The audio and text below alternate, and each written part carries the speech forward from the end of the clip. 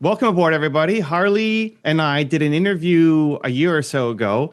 He's the president of Shopify, in case you didn't know. And what I love about him is he's not just your typical president, CEO, boring corporate, can't speak entrepreneurship. Quite the introduction. Wow. This guy's got entrepreneurship in his DNA. And I thought, hey, let's have him back and share with you guys as well. And Harley, so this is my group. It's called Movement Makers. Everybody here is an entrepreneur. They're building their business. They are trying to use content to grow their company and obviously go out and change the world. And I think I'll ask you a couple questions to kick us off and then hop into some Q&A. How's that sound, Harley? Sounds great to me. Love it. I am a card-carrying entrepreneur. I self-identify as an entrepreneur. Entrepreneurship is everything to me right now. Has been since I was 13 years old. The company that I built with Shopify is the entrepreneurship company. So you are my people. I'm really, really glad to be here. So let's start with this. So start with the personal brand, because a lot of people in your position, they don't have a personal brand. They don't think it's important. Maybe they're just too afraid to get on shows and talk about things. Everything is super kind of PR bulletproof before you can get to the president. Meanwhile, you're here making content, growing your brand, going on people's podcasts, reaching out, say, hey, I'd love to help support. What was the reason behind building the Harley brand?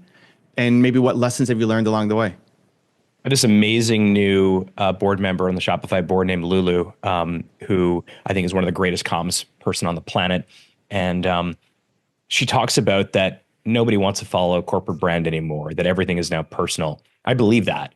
So one is, I think that any of you that are running a company, nobody wants to follow your brand account. They want to follow you. They want to follow the person behind the company, behind the product. I think that is not necessarily some, mind-blowing revelation, but I think it's absolutely the case right now.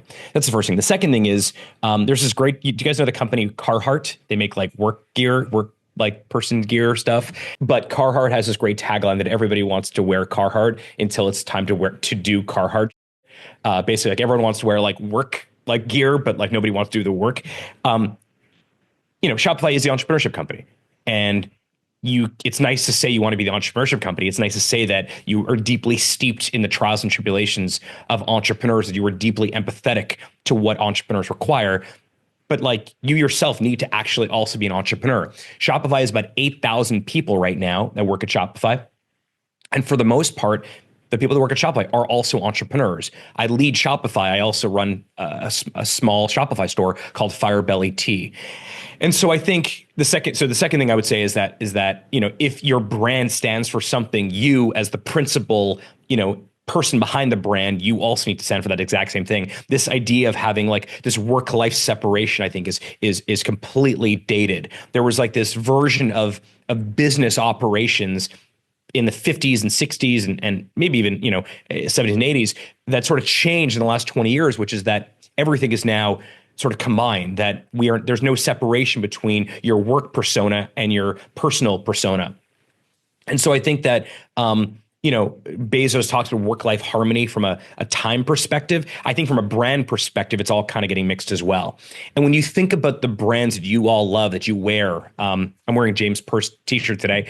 I know James Purse, the man, not just the brand. James deeply cares about making one of the best black t-shirts. What do you think about Kith, which are those sneakers right there? Ronnie Fieg, who created, Kith, deeply believes in what he is building.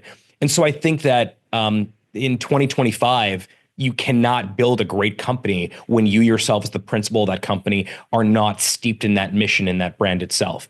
The other thing that's really neat is that we all get to go direct now. We don't need to wait to be on CNBC or some broadcast television, show to talk about our business. We have cameras, we have microphones, we have social media, we have all these different venues of which to distribute any content we want. So like you don't have to ask for permission anymore to put yourself out there. You have to do so. But I posted something on X yesterday that this is like a couple 100,000 views on it now. It was kind of a throwaway comment, but it seemed to resonate, which is that most people want to be quote unquote cool, but actually you have to kind of go through this cringe period to go from like, vision to success. And I don't really love the term cringe. My 8-year-old daughter often refers to me as being cringy in some of the things that I do. But there is a little bit of like, you got to kind of put yourself out there. There's a little bit of cringe that comes along with that. But the end result of it is that you get to build legendary generational products, businesses, and brands today that, frankly, 20, 30 years ago, the people with the most money were able to do so. And now anybody can do it. I love that. How did you get over the cringe part of the early Harley brand, getting on podcasts and doing interviews? Doing a lot of cringy things growing up, doing a lot of things that, I was, I think, Evan, you know this, but when I was 13, I wanted to be a DJ. Nobody would hire me, so I started my own DJ company, and I DJ'd like 500 weddings and bar and bat mitzvahs and all types of corporate events. There's a cringeness involved in it. I was showing up to these weddings at 15 years old, DJing these weddings. And there was, but my goal was I want to be a DJ. I wanted to build a DJ company. When I was 17, I was at McGill University here in Montreal. I'd moved from South Florida to Canada to go to college. My parents didn't have any money, so McGill was very inexpensive here in Canada. So that's how I ended up in Canada.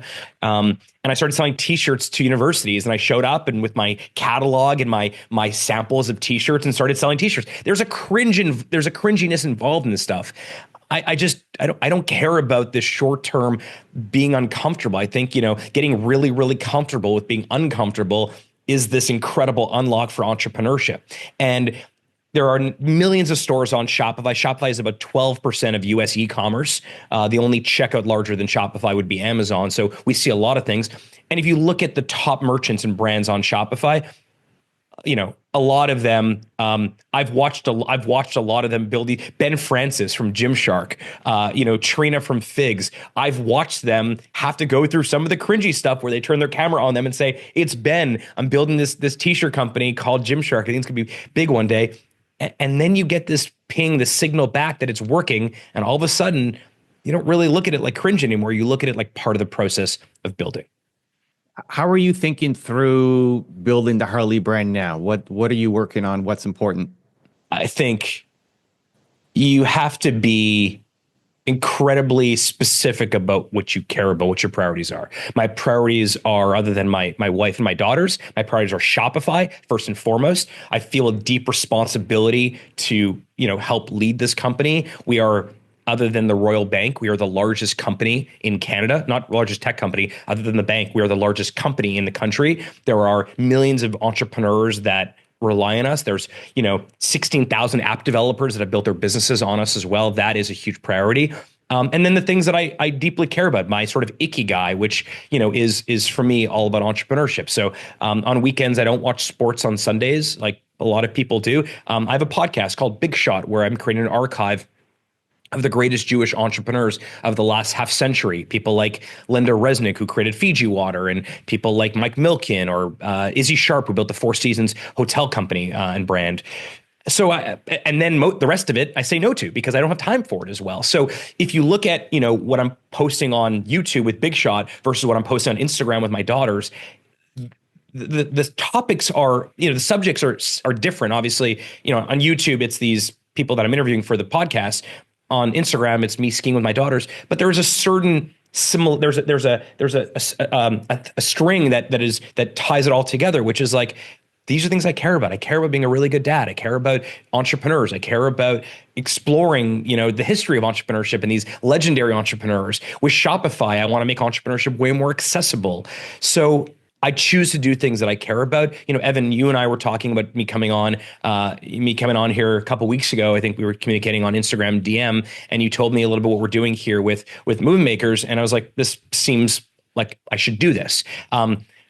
Rich Roll, who's one of the biggest podcasts on the planet, had reached out to say he wants to have me on the Rich Roll podcast. And I was like, I don't really know if that works out. It would have been amazing exposure for me, but what do I know about, wellness and fitness and stuff? And he's like, actually, I want to connect, something that I did was 2929, which is this Everest challenge. He's like, I want to connect that to your entrepreneurial journey. And so he sort of convinced me that actually, no, it does make sense. But otherwise, I wouldn't have done it. I would have said no to it because the opportunity cost me going on someone's show or podcast that doesn't make sense to me means I can't do this, which, right now there's almost 100 people on here, 63 people on here who are building businesses. Those are the people that I really care about. I love it. And when you go to your Instagram bio, it says president of Shopify, but then also creator for your podcast, which is super weird. And you're not going to see for any other president of a major corporation. Talk Because about that's me. moving. That's exactly what, like, I have a bunch of really good mentors and we can talk about mentorship, but one of the mentors that I've been incredibly fortunate to have in my life for almost a decade is Seth Godin, one of the greatest marketers and branding experts on the planet, great visionary. Seth always, I went to Seth years ago to say, I want to create more content. I want to create, I want to have more exposure for me, for Shopify. This is like pre-IPO. This is like 2013 when I first started talking to Seth. And I remember him talking about this idea of permission. He talks about permission-based marketing, but like permission in general, that historically you needed permission to do things, to start a company, to go on television, to put out a message or a piece of content, to do anything was permission based. And the easiest way to get permission was with capital, with money. So if you had money, you can actually do a lot of stuff. Capital was the main ingredient. The major shift that has happened in the last 10 years or so is that you don't need permission for anything anymore. And I think back to the earlier point about being okay with cringe is that if you look at our first episode of Big Shot, it was Charles Bronfman who built Birthright and brought Major League Baseball to Canada. His father was the founder of Seagram's, and an iconic entrepreneurial family. I think the first episode got like 400 views. It wasn't very good. And the second one we did, it was Aldo Bensadoun, who created Aldo Shoes, multi-billion-dollar companies, poor immigrant from Morocco, built this huge company. That got a little bit more. Your ability to go through that process where that first, it's embarrassing, maybe it doesn't feel very good, maybe you feel it's a waste of time, but to go to the next one and the next one without any loss of ambition or passion or energy. When you combine that with being in this, like, without needing permission right now to do anything, to put out content, to build companies, you end up with what I believe is truly like this golden age of entrepreneurship. And I talk on earnings calls about the big stores on Shopify. Hunter Douglas just came onto Shopify, Mattel, On Running, Staples, these very large companies. But actually, if you look at some of the largest merchants, if you look at the top 10 merchants on Shopify, I think about 6 or 7 of them were homegrown success stories, people that started on Shopify at their mom's kitchen table that are now Fashion Nova, Gymshark, Figs, these huge companies now, that Alo Yoga, Viore. These companies didn't exist 10 years ago. They're now the leading companies in their vertical without actually ever asking anyone if they could do something or they should do something. I think that's what I mean when I say this is the golden age of entrepreneurship. That's what I'm talking about. How do you think about community and building a super loyal community? Because people love Shopify or are obsessed with Shopify. I look at you and you're buying Shopify member products, from your t-shirt to the sneakers to the coffee. You seem to remember, the clients and not just the big names like Gymshark, but the people on the come up. How do you think through just building a loyal community for your business? It goes back to that first question about like this authenticity that, I think the days of what do you do? Oh, I sell something. What do you sell? I sell widgets. I sell whatever. Those days are over. That there is now, if you look at everyone on this call admires, there is a deep connection between the product that person, that company is selling, and the founder that started in the first place. We are not selling widgets. We are selling things that are deeply meaningful to us. And the same thing goes with Shopify. I mean, Shopify was the answer to the question, what would happen if everyone who wanted to or needed to start a business could do so? What if you simply brought the barrier to entry down to as low as possible, reduced the cost of failure to as low as possible in this idea of entrepreneurship? What would happen? And that's what Shopify has become. That's what Shopify is. And so I think it starts with like this obsession for what you're selling, this deep, it is not easy. It's not difficult to fall in love with the mission of Shopify. We want to make commerce better for everyone. We want to create more entrepreneurs. And I think while everyone is chasing hype, the companies that I admire most, they're chasing outcomes. They are so obsessed with solving real problems that ultimately it builds real trust. And I think, what matter here, a great example is I was criticized recently we had our Q4 earnings call about 6 weeks ago.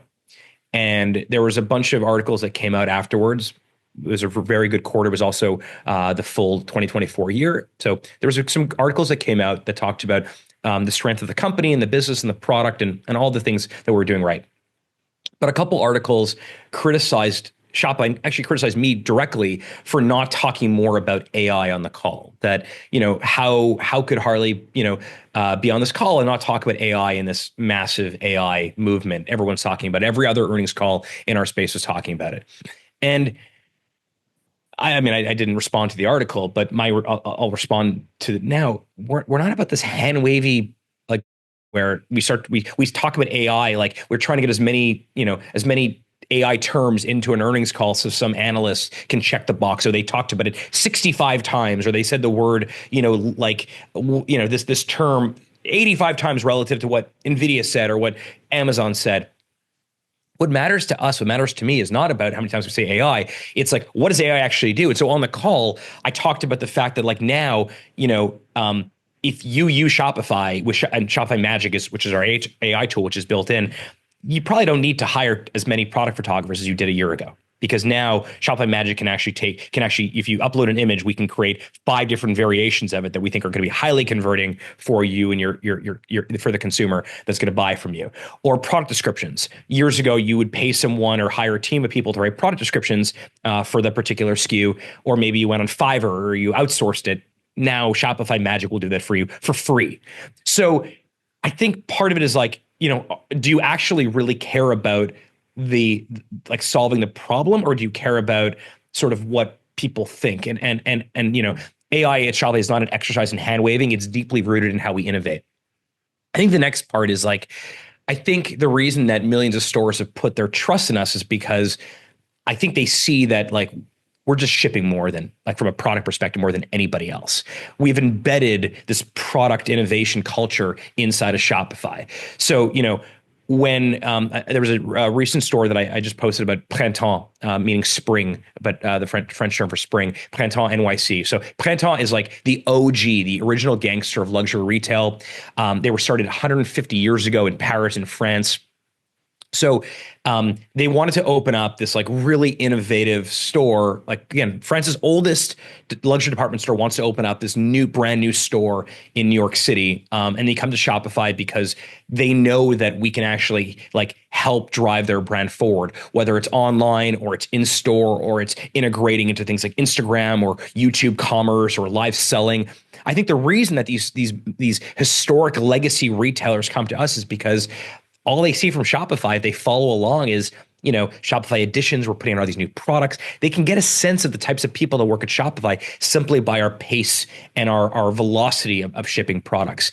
And so when you're making a decision to use Shopify versus someone else, generally, if you believe Shopify cares about entrepreneurship deeply and the people behind Shopify do, and you're also seeing that oh man, this product is getting better at a rate that no one else can compete with, I think it puts their trust in you. And I think that's how you build real community. It's not by hand wavy, random terms you're throwing out, but rather by doing what you say you're going to do, creating a very high trust battery with the people that use your product, and being authentic about that.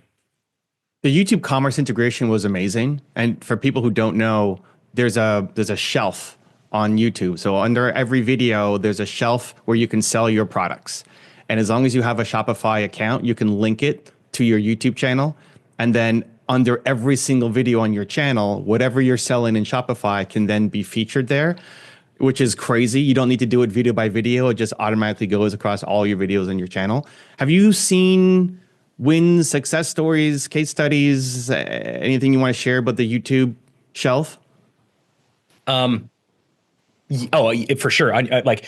YouTube commerce for some merchants, some of the time works incredibly well. Let me give you a different perspective that I think will be even more helpful for the group of people that are watching this. I believe that the future of retail is retail everywhere, but not necessarily that means you have to sell across every channel possible. We have an integration to YouTube. We also have an integration to Roblox, where you can sell right in your Roblox game or universe. We also have an integration to Spotify. So if you were an artist, you make music, and you have a solid, strong, loyal following of viewers or listeners on Spotify, and you also happen to have a clothing brand, if you're Drake and you have OVO, or you're Beyonce and you have Sacred, which is her cosmetics company on Shopify, now you can sell your products directly in your artist profile.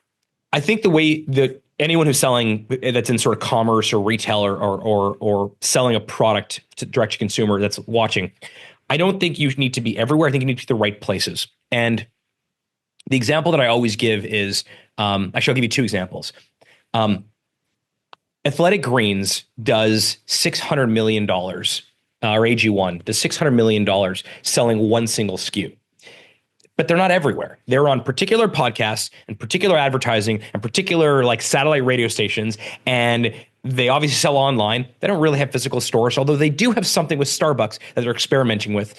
So the reason I think AG1 has done so well is because they look at every surface area that exists as a potential place to transact. And then they overlay where are the most likely next consumers of AG1 spending their time. That's where we need to actually. So they figured out, and Kat Cole is their CEO, is an amazing CEO, figured out that actually a lot of AG1 users also go to Starbucks.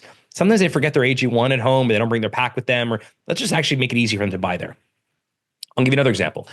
Sarah Foster and Aaron Foster. They have a great company called Favorite Daughter. Amazing Shopify store. They also have physical locations too.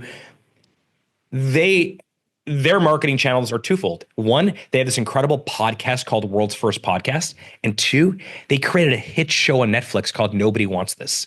And when you look at these sort of things, you're like, what does the Netflix show have to do with Favorite Daughter clothing brand? Well, they realize that the people that are likely to buy Favorite Daughter are also people that really like this type of comedy. And what if we actually created a show that would help drive more business to Favorite Daughter? The crazy part of this Sarah Foster, Aaron Foster story is you don't actually know where the clothing brand starts and the podcast ends and the Netflix show, like it's all kind of combined. Kristen Bell, who's the star of the show on Netflix, all she wears is Favorite Daughter. But on the podcast, they talk about building Favorite Daughter.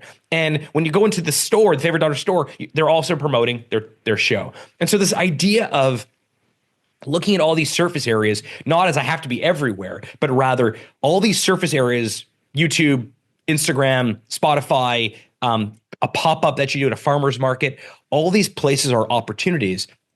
The way to win at these opportunities is to be like, if my clientele, my demographic is not going to be at a farmer's market, even though it's available to me, I'm going to say no. Same thing like me saying no to podcast requests to go on. Even though I know it's a huge podcast and it's going to give me a ton of attention, it's the wrong type of people. It's the wrong type of attention. It's not the entrepreneur crowd. It's the fitness crowd. That's not my crowd. So that's how I think about it. But for some merchants, some of the time, like Mr. Beast selling Feastables, who has the largest YouTube channel on the planet, yeah, it works really, really well. Just in terms of starting an audience from scratch, if somebody is already a successful entrepreneur, they built their business, they're used to having levels of success, and then they're starting, and it can be hard to not see a ton of views on a video. What advice do you have for somebody starting their channel from scratch? Go read Kevin Kelly's 1,000 True Fans. It's a very simple blog post. Just look it up, 1,000 True Fans, Kevin Kelly, great writer. That's the blog post. That's the piece of content that I read whenever I'm feeling like I'm not enough, I'm not doing enough, I don't have enough views. And we all feel that way. I feel that way all the time. I put an episode of Big Shot or something, or I put a piece of content, no one seems to care about it. I just go back to that blog post and read it again. It does not matter if 10,000 people care. It matters that you have a group, and maybe it's not 1,000, or maybe it's 100 people for you. Maybe it's 10 people for you. But as long as some people really care about it, that it really resonates, it's all that matters. And then eventually just keep going and do not lose enthusiasm as you go. In many ways, Shopify is a $100 billion company by market cap today. Part of our success has been we simply just have more enthusiasm and more care about the product and the business than others do. When others, we had a logistics company for a while, we ended up selling what didn't work for us. We didn't view that as a massive failure. We viewed that as the successful discovery of something that did not work. The payments business worked great. The capital business works great. The shipping business did not work. We didn't lament it. We didn't sit around licking our wounds. We just moved on. We sold the company to a company called Flexport for less than we paid for it. And we just moved on. That, I think, is the key. Just a quick follow up on Kevin Kelly's book. Are there any other podcasts or channels or books, or what are you consuming right now? Right now, I mean, I'm finding that some of the like new media that's coming out, like on some of these shows that are happening direct on X are really interesting right now because of so Big Shot's like this really cool passion project of mine. I don't actually care if anyone ever watches it, although I think it's pretty neat. But I'm there's something I'm the child of immigrants. My father came here in the 50s from Hungary, Holocaust survivor. After the Hungarian Revolution or during the Hungarian Revolution, Canada let in 40,000 immigrants from Hungary. He came here to escape persecution. My grandfather built an egg stand at a farmer's market not too far from where I'm standing right now. I am deeply interested in like these immigrant communities, including my own, the Jewish community, who came to places like Canada and with nothing and built these like empires. How the hell did that happen? These are not like blue bloods. These are not like fancy last name people. These are like immigrants who had no choice, but they were forced entrepreneurs, not passion based, but forced into entrepreneurship. And yet somehow they've become disproportionately successful. So I'm reading a lot of those like books right now, like these autobiographies around, people like the Bronfman family, or one of the people that I think is super fascinating is a guy named Larry Silverstein, who poor kid from New York City, who now owns the World Trade Center, and ended up buying, he heard a story of a man who bought the Empire State Building by convincing 5,000 people to give him $1,000 each. And together they bought the Empire State Building. Harry Helmsley, I think, was his name. So I think these stories of like entrepreneurs like that is really neat. Super cool. All right, let's do some Q&A. Alex, what's your one question for Harley? So my school's mission is to solve the world's greatest problem, which is loneliness through belonging. And I run Canada's largest salsa dance school. But I lose too many students after level 1, where they just start to believe that they belong. And so my goal is 70% retention going from level 1 to level 2. What's a powerful retention insight you've gained from Shopify being like a community-based business model that I should steal from you? And a second part to it is like crazy moonshot idea. What's one thing no one's trying that definitely everyone should be trying for retention? I actually think it's this isn't going to be any type of massive insight other than what's worked for us. Gamification for retention really, really works. We have these Shopify milestone awards here. This is actually a demo, but we realize that if you're an artist, a musician, and you're at the top of your game, eventually you win a Grammy, Oscars for art, for actors, Tonys if you're on Broadway, so on and so forth. There's nothing like that for entrepreneurship. And so we created the Shopify Milestone Awards, and actually I get to hand deliver them. We created them initially for anyone that has 1 million orders. And so I went and gave the million order milestone to a couple merchants, and then like, you know what, like 100,000 is a lot too. And so we created the 100,000 award, and they gave those away as well. We actually now have the 10,000 order award that we're giving out. And I don't know if we'll go to 1,000, but it is remarkable how many people send me notes. I mean, like literally thousands of people send me notes each year telling me that like when they were at 8,000 orders and they had 10,000 in sight, that they just didn't stop because they found it. So find a way to gamify it, I think could be really amazing. Now, Alex, for you, that may mean that someone who comes into your, program, into your school, is like, I don't know, like member of the month, or maybe it's like, some sort of like, performance that they're able to do in front of the rest of the school. But I think gamification of whatever you're doing is incredibly underrated. In terms of like one thing that people are not doing that I think they absolutely should be doing. I think like the value of something deeply personal, handwritten notes, a 30-second video that you film on your iPhone that you send to someone after, someone you think is doing a really good job, but maybe you're also concerned that they're dropping off. It's a customer of yours or someone that is in your community. You're like, this person really kind of needs to be here. I think a handwritten note or a quick video. Hey, it's Harley. Alex, I think you're doing an amazing job. I just want to say, like, I'm in the car right now on the way to the airport, but I just want to say, like, you're killing it. And maybe this video means nothing to you, maybe it means something to you, but like, we see you, we see what you're doing. It's awesome. That works so well. I mean, that works disproportionately well relative to the input of work that it takes. I totally think that you should do more of that. Yeah, those would be the things off the top of my head. All right, Sebastian, what's your one question for Harley? Yes, thank you so much, Evan and Harley. Thank you for your time. Really, really inspired by your story. Really resonate as well. I'm in Montreal too, an immigrant as well that arrived here from Colombia. So I actually joined an early stage startup in Montreal. So again, similar story. While I was in college, like you kind of joined Shopify back then. So I'm at a point now where 6 years in, after having been with this startup, learned a ton, grown a ton. I have to kind of make a decision, right? Do I stay with this company and try to do what you did, 10 years later, becoming president and whatnot? I think this is a company that's going places. Or do I start my own thing and essentially, become independent? So I'm curious to know if you went through points in your career at Shopify where you had a similar dilemma of whether to continue at Shopify or start your own thing. And in theory, there could be a hybrid, but company policy is no side hustle. So it's a little bit tough. I started Firebelly Tea like 2 years ago once. And then as soon as it had any type of scale, I hired a CEO because I think side hustles can be very, very dangerous. I mean, it's okay to have a couple side hustles while you're getting started to figure out which one you want to invest further in. But I think once you're operating at scale, I think side quests are a bad idea. Main quests only, don't f around. In terms of the decision of like start my own or continue, if you believe that ultimately you can achieve more of your own goals by being on the rocket ship of some on this larger rocket ship, go for it.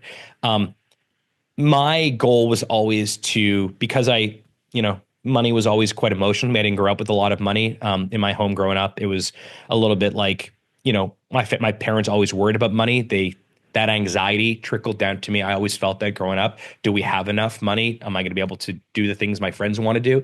It actually was very motivating for me to become an entrepreneur because I didn't want to have that scarcity mindset. I wanted to feel abundance. I'm not sure even today, I don't have to worry about money, but I still feel a little bit of scarcity sometimes, which I think that's part of growing up in a household of immigrants that don't have a lot.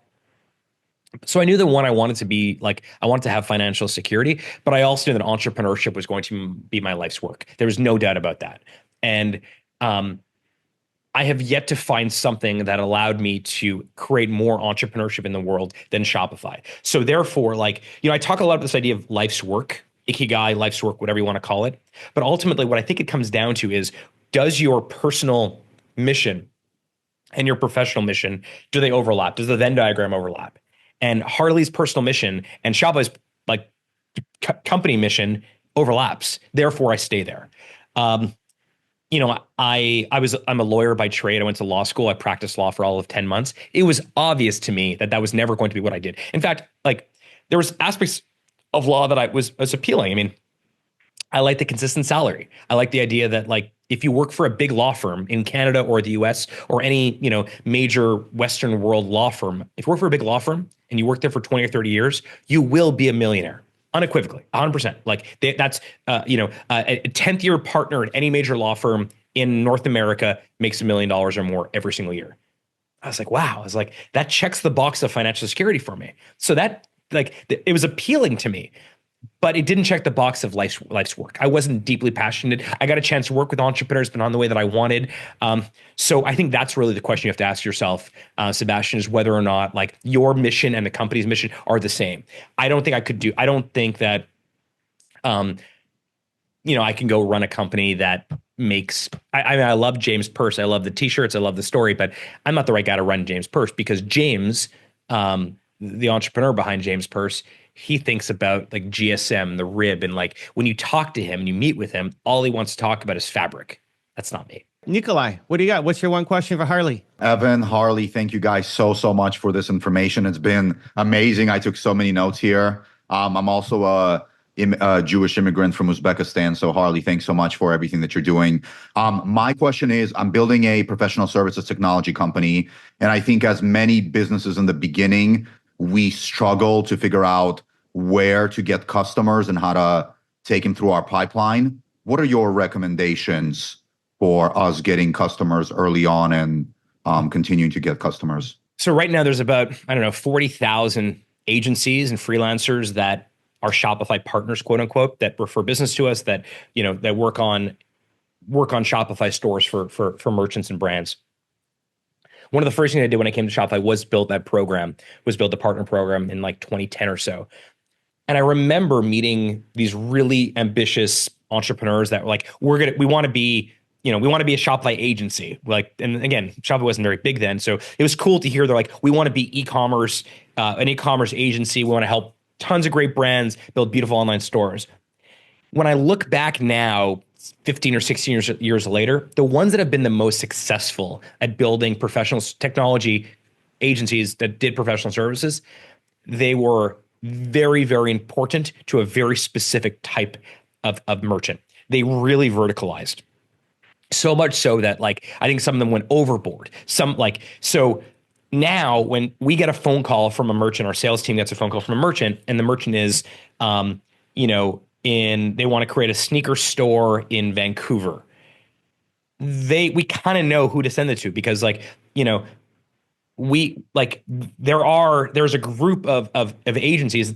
Some of them are not even based in Vancouver, but that are really good at working with that type of product in that type of geography. They understand duties and taxes, or I guess tariffs now. They understand like sneakers and design of that. They understand the look and feel of it. My advice to you is not to go too broad, is actually be very, very specific, to really specialize initially. So, if like be the go-to for this particular type of customer. Now, your total addressable market is going to be very, very small, but 100% or 20% of a small market is much better than going way too broad and you're competing with everybody. Make yourself. And I mentioned my t-shirt business that I had when I was in McGill. This is 2001. I built this really great t-shirt business making t-shirts for universities across Canada. I've had a bunch of companies around the same time that did not go well. The reason that one went well was I was very, very specifically targeting Canadian universities that needed a particular type of t-shirt. It was like frosh and orientation apparel. So the stuff you get your first week of school. That was what I did. And I did it better than everybody. When they would ask me to produce stuff for the bookstore, I would always, of course, bid because I'm ambitious. I never won any of those deals. Why? Because I was competing with like the biggest promotional products companies in the US. So when I focused on, I'm a student, I make t-shirts for other students, I focus on Canadian schools only. I know what Canadian students want, and it's only orientation week stuff. I killed it. And the second I tried to go broader than that, I always lost. I think you should go very specific. And then also the cool part of going specific is you can create content and marketing around that niche. And so if you are selling e-commerce, buying the AdWord or buying ads on Instagram for e-commerce is going to be expensive. But if you buy it for I only do Canadian legacy retailers in the clothing space, all of a sudden as you begin to limit your addressable market, you begin to it becomes less and less expensive for you to target them. And your content can always be very, it's always going to be on point for that type of customer. One of the things I love about Harley is he can talk about almost anything. Shaq, what is your question for Harley? I've heard you speak about authenticity, and I totally agree with you. And how you do one thing is how you do everything. And also about, sticking to your main quest. I've been avoiding mine for years, right? And I feel like I'm on the path. And as I'm doing this and, going through the cringe, I can feel myself taking it super seriously to the point where I'm blocking myself. You know what I mean? So if there's any sorts of insights that you can give towards being true to your core and your purpose and and doing it, man. Like, what could you tell me, dude? I don't know if that's like a really vague question, but No, like, I think, I think I get what you're saying. So I'll repeat it back, but effectively, like, I think that you mentioned the word serious, like, you want to be serious about your work. You don't want to be serious about yourself. You don't want to take yourself too seriously. I am absolutely okay to be cringy or embarrassing or whatever the term is. I take my work seriously. I don't take myself seriously. I think one of the best, okay, let me tell you the worst part of entrepreneurship, because we talked about all the great parts of entrepreneurship. Like, the great part of entrepreneurship, you get to build whatever you want. You get to build companies. You get to, like, a poor kid from nowhere like me gets to, build this crazy life that I have right now. That is, I get to run this big publicly traded company that I built from scratch, and I get to have all these amazing opportunities. Entrepreneurship is the great equalizer. It's completely, it's not a perfect meritocracy, but it's about as close as you can get to a meritocracy. Okay, that's the great part. What sucks about entrepreneurship? It's super lonely. It's like it's not a team sport. One of the things that has been very valuable, and actually a story that most people don't know, is I actually met Toby before I became one of the first merchants on Shopify. I used to go to these entrepreneurship meetups all the time. I really loved it. Why? Wasn't that I needed friends? I had, I've always had good group, a small group, but a small group of really close friends, my best friends, the people that are like family to me. But I love the fact that I was able to go to these like meetups. We called ourselves the Young Entrepreneurs Club, YEC. They ended up rebranding to Fresh Founders, which is now there's now Fresh Founders in different cities. But that's where Toby and I met. We met at this like Fresh Founders meetup. The reason I loved having these meetups with other entrepreneurs is I would go there and I would say like I'm thinking of putting out this video, a little bit embarrassed, like it feels a little bit cringy, or I'm thinking about doing this thing and reaching out to this person, but I love the idea that I had a bunch of people to call me out on my own like stuff, my own blockers. And I think you don't actually get that for free with entrepreneurship. You actually have to go and you have to purchase that, not with money, but with your time. And so one of the things that I would do, Shaq, is I would actually go and find a bunch of people that are they don't have to be in the same business as you or same industry, but a bunch of people that are at the same stage of journey as you're at. And and there's, I don't know where you live, but every city has a bunch of entrepreneurs that meet up somewhere on some timing. It could be a hackathon. It could be a coffee shop. It might be in someone's basement. It doesn't matter. But having a group of people that remind you, like, I don't know if you heard this, but Tom Brady walks around with something in his wallet. It's a true story that says, "Don't forget you're Tom Brady." You need someone that's going to remind you that like this is who you are. Like, do this, dude. Like, keep going. Don't worry about the cringe. Don't worry about other people think. Just get it done. If Tom Brady sometimes forgets that he's Tom Brady, you're going to forget that you are who you are. You're going to forget what you care about, because the greatest, one of the wealthiest athletes in the history of the world forgets it sometimes. He has to create reminders for himself. Everyone on this call, we have to remind ourselves of that. I think the best way for us to remind ourselves of that is by having people around us that remind us to say, but last week, Harley, you said you're going to do this video and you didn't do it. Why not? And then you sort of, you create these like accountability, not coaches, but accountability community people. And I think that actually, for me, has been one of the greatest things.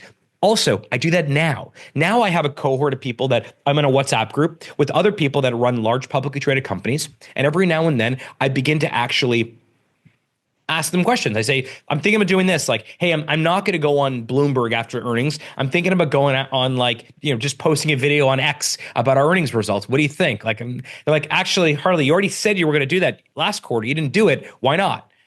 I think that stuff matters. I love it. Harley's other side hustle is motivational speaker. So this is great. Definitely not, but thank you for saying that. Dude, that Tom Brady little clip definitely needs to be clipped. Yeah. Cool. Who do we got? Harry from AFG Studios. What do you got, man? What's your question for Harley? Great. Thanks, Harley, for being here. Appreciate your time. So I have a question. I wanted to get maybe your opinion or thought about something. I basically speak to people that are older and they have money. So I basically help them in retirement, and we educate people on how to actually do it. So they come to me with their pile of money and they're like, hey, how does this really work?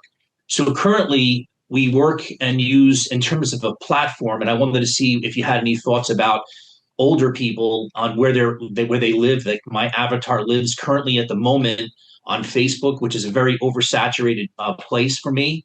Um, Also, direct mail. That's a big thing, which is kind of like, old, but it works. And also now YouTube is a brand new, venue for us. So I'm just wanting to get your opinion, being, a younger person and obviously extremely successful, to try to capitalize on what I do in my avatar, which is like an older person, and they don't really go on Instagram. They don't really go on all the new technologies. What's out there right now in terms of a platform or a space that maybe we can kind of take advantage of currently in today's day and age? I think you're doing the right things. I think you're not getting distracted by all the new shiny toys. If your demographic is not going on TikTok, you should not be creating anything on TikTok. If your demographic is going on Facebook, that's where you should be as well. Direct mail, I'm not surprised it's working, because actually there's like very few people use direct mail, but actually everyone still gets direct mail. So it sounds like you're actually doing all the right things in terms of finding like alpha in places that people have overlooked. One thing though that I think is also interesting is that you can actually take tactics from new media and apply it, or new sort of like more modern business tactics, and apply it to a more traditional type of demographic. So for example, one of the things that you see a lot of in like my world is collaboration. So you see like, some Skims, which is shapewear from Kim Kardashian, doing a collaboration with Fendi, like the luxury brand from Italy. Why does that make sense? Well, because Fendi wants to reach into the Skims demographic, which is young and Kim Kardashian, very social media, and they want to bring some of their people on. Like they want to incept their message into the brains of the Kardashian fans. And why does Kim want to do that with Skims? Because she wants to actually go after the more luxury demographic and bring them into the world, the Fendi customers into the world of Skims. That is a very, very valuable and effective tactic. So one of the questions you may want to do is like, you probably make a lot of content talking about, retirement and savings and all that type of stuff. I don't know your business well, but there's probably a bunch of like, you can create your own content and your own show, or you can go on other people's shows with really interesting ideas and actually incept your message into their brains. So that stuff, like those type of tactics, I think are not really like, a lot of people are using it in sort of these modern, Gen Z businesses, these collaborations, this idea of incepting your story into, taking effectively hijacking someone else's audience. But how do you do that in terms of your business? So, you talk about YouTube. You can put out a lot of content on YouTube, but I suspect this is a random idea, may not even work, but like there's probably a bunch of cooking shows, for example, where people like literally cooking shows where YouTube channels are doing that, where maybe instead of like doing some sort of ad roll advertising in the middle of the show, you go on and say, hey, Harley here. And some of you watching maybe think about retirement soon, what you're going to do, how you think about money, how you think about, do you have enough? How do you think about savings? Well, this is who I am. I also love to cook. So like, this is why I'm here. But if I can be helpful to you, let me know. Now, rather than you trying to encourage people to watch your videos, you're actually incepting your message to someone else's videos. That is a tactic that is very modern, but you can apply that in your demo. Most people are not doing that. So you can actually not like, you're not reinventing the wheel. Those things, the collab market exists. I mean, this is what Nike figured out decades ago with working with professional athletes, that if you like Michael Jordan, you should also be wearing Nike. I think you can probably use a very similar tactic. The only other thing I would say is just a warning to everyone watching is that don't get sidetracked by shiny things. I think that there is every couple of years there's sort of a new trend, a new platform, a new medium for us to jump on. It's important to experiment on those mediums.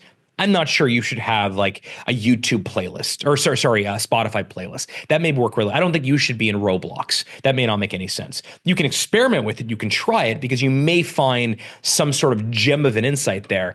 But I would try not to focus on things that are shiny objects. I think that would be dangerous. I think a lot of people get caught in this where they're a little bit schizophrenic based on shiny toy syndrome. Okay, John, what's your one question for Harley? What do you got for us? So yeah, my name is John Leroy, and we just launched our Shopify app on your marketplace. So thank you. we help Shopify brands by providing premium quality print-on-demand services. Nice. Quick question. When do you think it's smart for a founder to seek a strategic partner or investor, not just for the money, but to actually level up the business? And when is it just a distraction in disguise? Yeah. I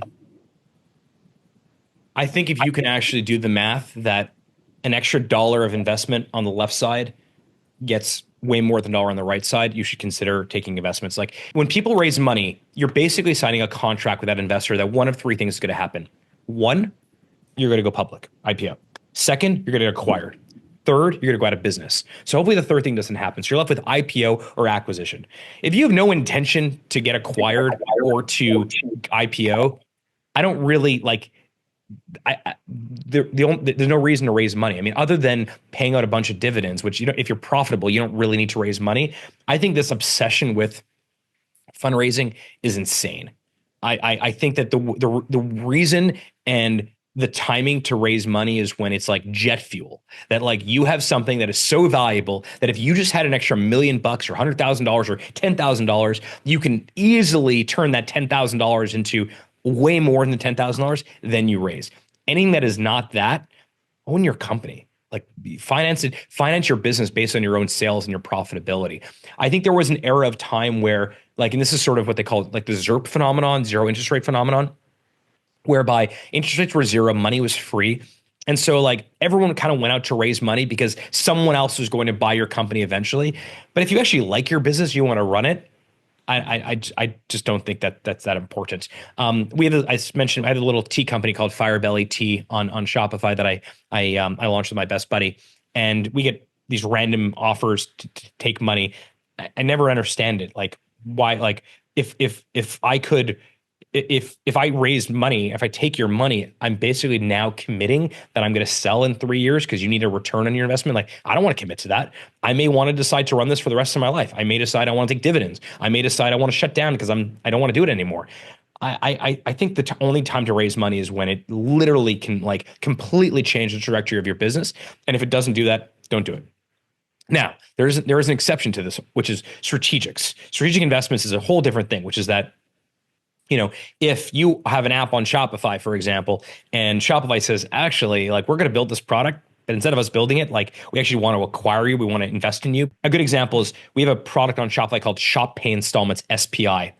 Shop Pay Installments is our buy now, pay later product. We were going to build it ourselves. But before we built something ourselves, we look at the market to see who's doing this really well. It turned out that Max Levchkin, who's the co-founder of PayPal with Elon and Peter Thiel, he had a company called Affirm, and it was a private company. We said, well, we're going to white label Affirm effectively, make it Shop Pay Installments, and we're going to invest in the company. We're going to make an equity investment into Affirm.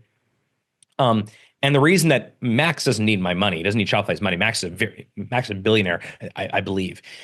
But because Shopify invested and we were also white labeling it, it meant the trajectory of Affirm completely changed. Affirm is now publicly traded. They've done better. We've done better because of it.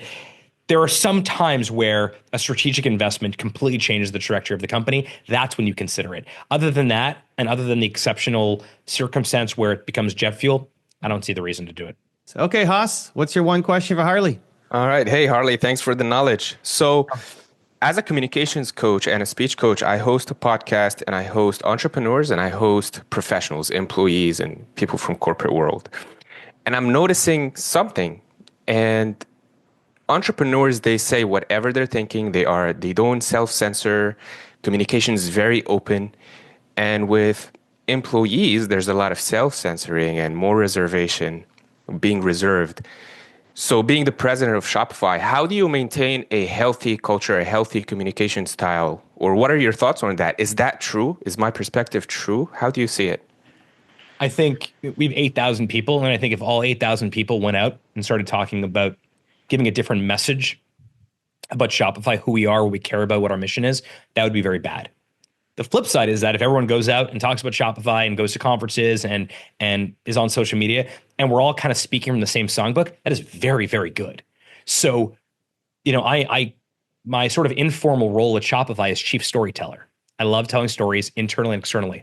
Part of why I spend so much time telling stories internally, I have an internal podcast called Context, where we share context about different decisions we've made. is I want to effectively give everyone that works at Shopify the songbook. They don't have to use it, but if they want to have their own brand, they want to talk about all the great stuff they're proud of at Shopify. Here it is. Here's exactly what you should. You don't have to do anything with it, but if you are going to do it, we should all be speaking the same songbook, and we don't limit them. We want people to, one of the things I love is where I randomly, like I'm on YouTube and I see some keynote at some random conference in Vegas or something. And it's like, I don't know, it's an engineering conference, or it's a performance marketing conference, or it's a UI, UX design conference. And I click on it and I see someone that works at Shopify on stage talking about how they do their job in an incredibly unique way at Shopify. I think it's great for Shopify. It's great for recruiting. It's great for merchants to see it, partners see it. I love that stuff. So we want people to do that. They have to, it has to be authentic. It has to be honest, and it has to be based in some reality what the company is. If they start going around saying Shopify is going to become, a services company, or we're going to be focusing now on restaurants or grocery, which we're not, that doesn't work. But I think, I'm in the Montreal office here now. We have beer fridges. We don't lock up the beer fridges. Why do we not lock up beer fridges? Because the people that work at Shopify, they're adults. Every time I walk into an office of some company and there's a beer fridge and there's a lock on it, I'm like, what are you guys doing? Are you hiring people and you're worried they're going to get totally drunk at lunch on a Monday? You're hiring the wrong people if that's the case. So we don't lock up our drink fridges or our beer fridges here at Shopify. We certainly are not going to lock up people's own personal social media accounts. We want them to go out there. I just think the leaders of the company have a responsibility to arm their people with the right tools to be successful. Now, if they want to go out and talk about family or fitness or anything unrelated to Shopify, they should go do that. I don't want to lock up that beer fridge either. But if they want to talk about Shopify, which I want to encourage, I want to make that very easy for them to do. Let's go, Bo. What do you got for us? My core business is helping people find and fund their ideal business, and I'm extremely passionate about it. When I got clear, I created a mission statement, and that really helped me drive my business. At first, it was, to help 10,000 aspiring entrepreneurs become successful business owners over the next 10 years. Then it was 100,000. Wow. Then it was 1 million. With the power of YouTube and social media, it's very doable. I might not be working one-on-one with them, but of course they're going to hear me on somebody's podcast. I'm extremely consistent. I put out 2,000 videos on YouTube. I don't get a ton of views, but people have search intent and they find me, and it works very well. I have constraints where it's just me, and I have a team of 5, but I'm the person that has to figure out the problem, right? And really, I'm looking for. I want to do bigger things, obviously, like most of us. And you get you're looking at a lot of different ways to grow. And I'm just trying to think. Ultimately, I don't want to be into the day-to-day transactions of arranging the SBA financing for them to acquire the business. I like to be on bigger platforms, and I'm thinking, do I want to create a marketplace for entrepreneurs, a learning platform? What's your idea? When you got into Shopify, obviously it isn't what it is today, and some of it was probably timing and the right product at the time, right? A little bit of being in the right place at the right time, right, with the right product. But I'm trying to figure that out because I'm extremely driven in it, and it's I always am trying to improve, and I'm trying to figure out where to pivot to really have mass impact in the world. It's not a financial thing for me. It's just I have I can take somebody and they're figure out a game plan, because I have the same conversations over and over again. A lot of people don't want to work for the man anymore. They want their own business, and I love helping people get into business. I'm trying to figure out how I can have more impact in the world, and maybe digitize it or some other kind of platform. I'm getting on other people's podcasts. I'm doing the work here with Evan. I just wrote a book thanks to Evan. He connected me to Tom Wheelwright. So thank you, Evan. So that's coming out. So I'm doing the things to build self-awareness to the marketplace, but I'm thinking where can I have the most impact? Yeah. How do you go about thinking about strategically growing? It's a really good question. There is this fine balance between throwing the wall and seeing what sticks and being distracted. I've always found that advice to be kind of bad advice, because people are like, well, just try a bunch of stuff and see what works and double down the thing that works. I mean, your biggest commodity is your time. So if you're spending all your time throwing the wall and only 10 things are hitting the wall and only think one thing sticks, the opportunity cost is very, very high of those things as well. What I found to be far more effective is that in your business, in your day-to-day, Bo, there's probably one thing that resonates most with people. That it may be, for some reason, dentists really like hearing your stuff because dentists are, they're dentists by trade, but they're actually running a business. I've noticed this actually a lot with a lot of entrepreneurial podcasts, that it ends up being a lot of medical professionals that end up listening because they went to medical school or law school or dentistry school, but no one ever taught them about profit and loss statements or how to do marketing or how to actually do proper accounting. There's probably one thing right now that you're already doing without having to throw more at the wall. That simply just, you are there's that feels different than the other stuff. I don't know why people like this thing so much, but I mean, this is, Evan has obviously found this as well with these type of sessions where this isn't hand wavy, let's raw stuff. We're talking about the last hour we've spent together has been incredibly tactical questions. So clearly Evan knows that his community is tactical. It isn't with all due respect, it's not the Gary V raw, let's all bounce off walls and high five each other for no reason. It's I have a specific problem. My dance studio retention is down. What do I actually do? There's probably something like that, Bo, that you have overlooked because maybe it's just not that interesting to you. I would encourage you to explore that a little bit more. And one of the best ways to do that is even if you don't have a lot of views on YouTube, look at the YouTube comments. Who are the people that are most engaged? If you actually take your most viewed YouTube videos and look at the comments that are most thumbed up relative to the others, and you simply sent out messages or replied and said, curious, what industry are you in? You may actually figure out that actually you're sounds so stupid, but I'll say it anyway. You're the dentist whisperer. The dentists actually need help building their businesses because ultimately they think they're dentists, but in actuality, they're entrepreneurs. They're just kind of bad at entrepreneurship because no one told them that they're going to have to be entrepreneurs and run their own businesses. So that actually may be the thing. That's what I think you should do. That's also what Shopify has done. We basically had figured out that even though we can go into restaurants, we can go into grocery, we can go into servicing, service businesses, architects and dentists and doctors and all these types of, and lawyers, where we sell units of time rather than physical products. It's not for us. There's this great story that, back to Seth Godin. Seth Godin told me this amazing story that when the original Momofuku opened in New York City, David Chang's restaurant, was a famous chef. Seth was sort of mentoring David Chang. And David said, hey, Seth, I'd like you to come into my restaurant opening at Momofuku.